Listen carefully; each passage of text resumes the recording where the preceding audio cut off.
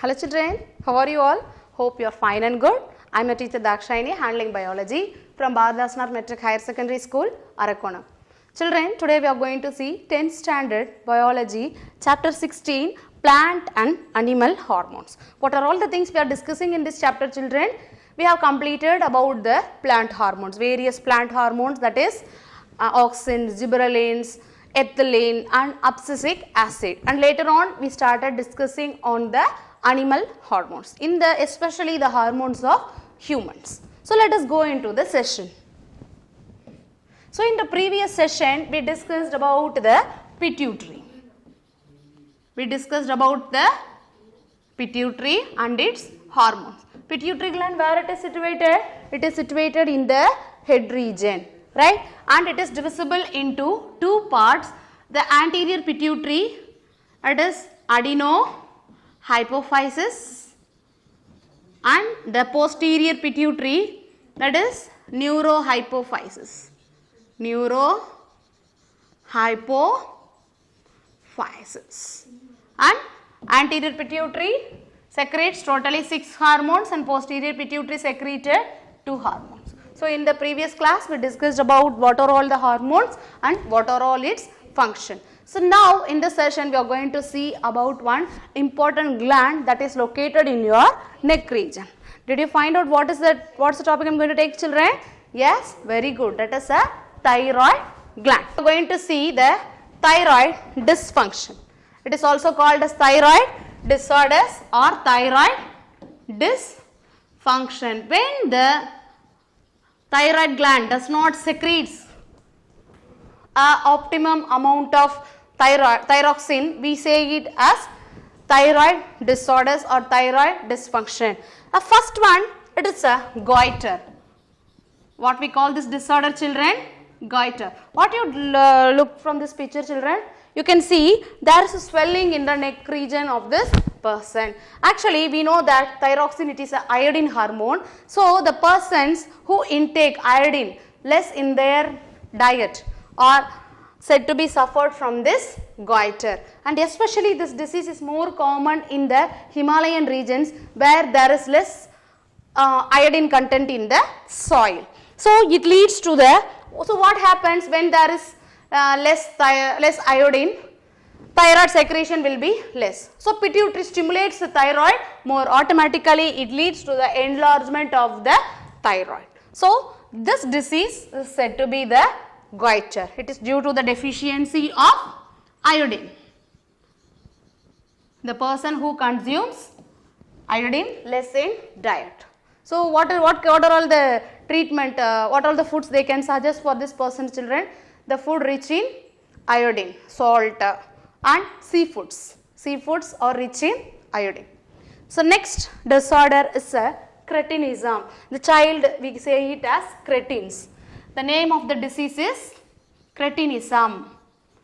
This disease is caused when the thyroid hormone is secreted very less in children.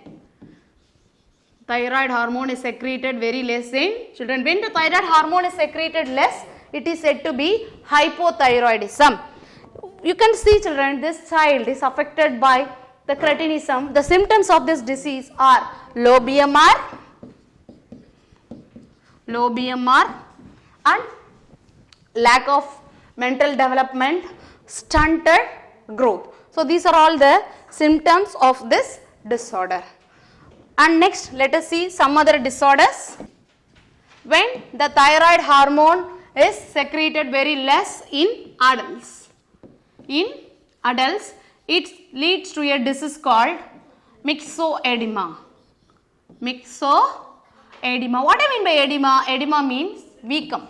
You can see this person, there is abnormal swelling in his face, and the persons who are suffering with this myxoedema, they have low thyroxine level in their body, so they are sluggish, right? Sluggish means they are very dull, inactive, and we can see the puffiness in the skin, right? Water accumulations you can see throughout the face and the body.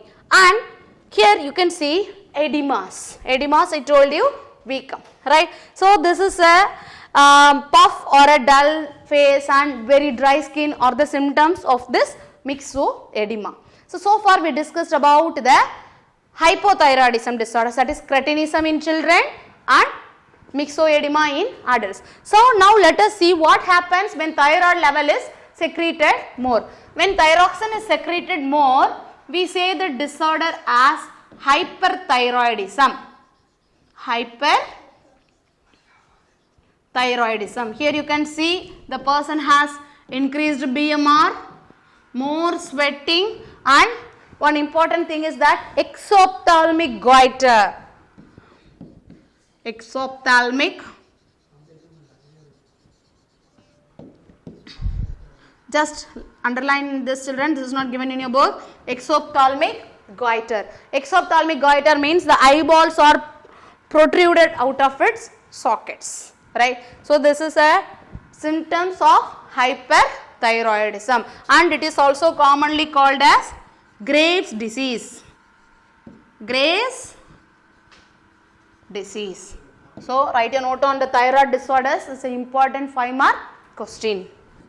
So now let us see about the one more organ, gland, that is a parathyroid gland. Parathyroid gland are located inside the thyroid, right? And this parathyroid gland, it is responsible for the reducing the calcium level in our body, and the hormones of parathyroid, we say it as parathormone. Parathormone, and this parathormone is antagonistic. It is opposite to the function of a thyroid hormone, calcitonin. I told you calcitonin regulates the calcium, right? This parathormone reduces the level of calcium, right? Sometimes a person, due to goiter or something, thyroidectomy, that is a removal of thyroid gland, causes the decreased secretion of parathormone in the person. So now let us see the functions of the parathormone. So functions of the parathyroid, it secretes a hormone called parathormone, and the main function of this parathormone is that reducing calcium levels, reducing calcium level in the body, as well as it is mainly responsible for the effect on bones, kidneys, and intestine. And now let us see the disorders of deficiency of parathyroid. So it causes two diseases. One is a muscle spasm. The symptom is muscle spasm, which lead to a disease called tetany. When there is a decreased secretion of parathormone, it causes a disease called tetany, so that it leads to the sustained contraction of the muscle. So the person is not able to move his limbs, and it also affects the face, limbs, and the feet. And another important symptom is that it causes the wrinkling on the limbs. It causes cramps. Cramps means vedipu we say, right? Cramps on the limbs. So these are all the cramps.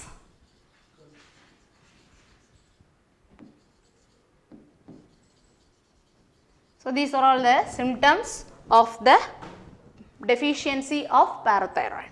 So let us recap what are all the things we discussed in this chapter, children. We discussed about the thyroid.